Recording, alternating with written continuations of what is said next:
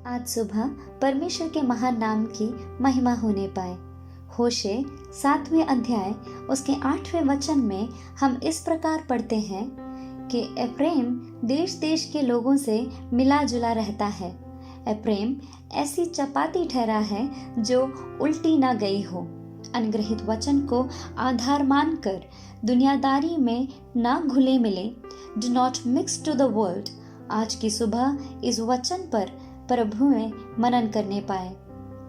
परमेश्वर ने हमें इस दुनियादारी से अपने पुत्र यीशु ख्रिस्त के बलिदान के द्वारा हमें शुद्ध कर मोल दे के हमें बुलाकर अलग किया है।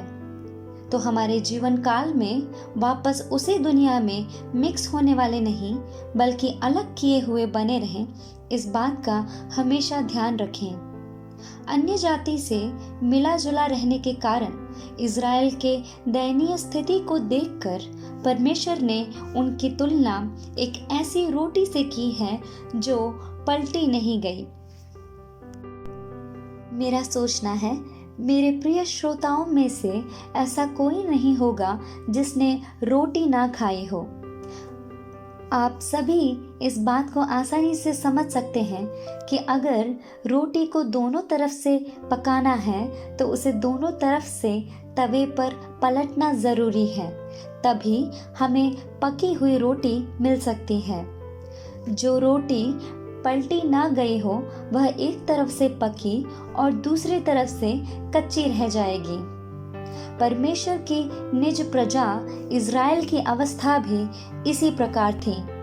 इस बात को परमेश्वर ने अपने भविष्यवक्ता के द्वारा सूचित किया है। उनकी खूबियों को उन्होंने नष्ट कर, उपयोग रहित कर वे अन्य जातियों से घुल मिल गए हैं, और वे घुल मिल गए हैं इस बात को व्यक्त करने के कारण हम इस वचन में देख सकते हैं। 7वें वचन में उसके अंतिम भाग में हम पढ़ते हैं, उनमें से कोई भी मेरी दोहाई नहीं देता है, ऐसा परमेश्वर कहते हैं। दोहाई देने पर उसकी उपेक्षा ना करने वाले परमेश्वर से दोहाई देने के लिए कोई भी नहीं है, और ऐसी दुखद अवस्था इज़राइल के अन्य जातियों में घुलने मिलने के कारण उत्पन्न हुई। 9वें वचन में हम पढ़ते हैं, परदेशियों ने उनका बल तोड़ डाला परंतु वे इसे नहीं जानते। उनके सिर में कहीं कहीं पके बाल हैं परंतु वे इसे भी नहीं जानते। भजन संहिता 106 उसके 35वें वचन में हम इस प्रकार पढ़ते हैं, वरन उन्हीं जातियों से हिल मिल गए और उनके व्यवहारों को सीख लिया। वो व्यवहार क्या है? अन्य जातियों की मूर्तियों की वे पूजा करने लगे। अपने बेटे और बेटियों को पिशाचों के लिए वे बलिदान करने लगे। अपने इन सब प्रवृत्तियों के कारण न केवल उन्होंने परमेश्वर को क्रोधित किया बल्कि स्वयं दूषित भी हुए। मेरे प्रियो, यदि हम इस दुनिया में रहकर इस दुनिया की चाल चलन से समझौता करते हैं तो हमारी अवस्था उस रोटी के समान है जो पलटी न गई हो। इस बात को हम समझें। हमारे अंदर कुछ भाग प्रभु के लिए और कुछ भाग दुनियादारी के लिए होना बिल्कुल भी सही नहीं है।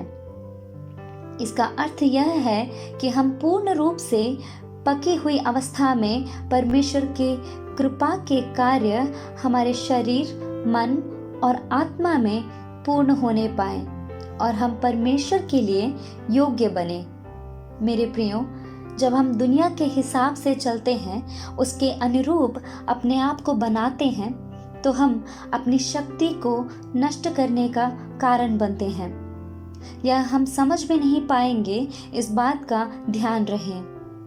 होशे 7वें अध्याय उसके 10वें वचन में हम पढ़ते हैं, इज़राइल का गर्व उसके विरुद्ध साक्षी देता है।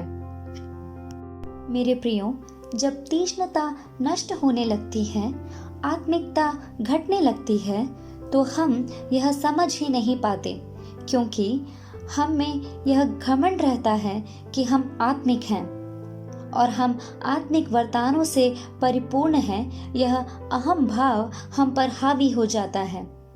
शिमशोन जो परमेश्वर का भय मानने वाला था, उसे भी इसी बात की गलत फहमी थी। परमेश्वर की शक्ति उसमें अब भी है, यह सोचकर वह सोया, लेकिन परमेश्वर ने उसे छोड़ दिया। इस बात को जाने बिना वह पहले के समान जाग तो उठा, लेकिन उसने यह नहीं सोचा कि परमेश्वर की शक्ति उसमें अब नहीं रही। प्रकाशित वाक्य 3 अध्याय उसके 17वें वचन में लौदीकिया की सभा की अवस्था भी उस रोटी के समान है जो पलटी न गई हो। घमंड के कारण उन्हें मन फिराव की आवश्यकता है। इस बात को समझे बिना वे धनी हैं, वे धनवान हैं, उन्हें किसी बात की घटी नहीं है। यह सब बातें उनके घमंड का कारण बनी, लेकिन परमेश्वर की दृष्टि में वे अभागे, तुच्छ, कंगाल, अंधे और नंगे थे। यह बात वे लोग नहीं समझ पाए। प्रियो, किसी बात को समझने का बोध नष्ट होने की अवस्था बड़ी दुर्घटनापूर्ण है। इसलिए हे मेरे प्रियो, दुनिया के समान बनकर, दुनियादारी में घुल मिलकर अपने सुबोध को नष्ट ना करें और परमेश्वर से मेल मिलाप कर परमेश्वर के लिए उपयोगी बने। दोनों तरफ से पके हुए रोटी के समान उपयोगी बने। Have a blessed day.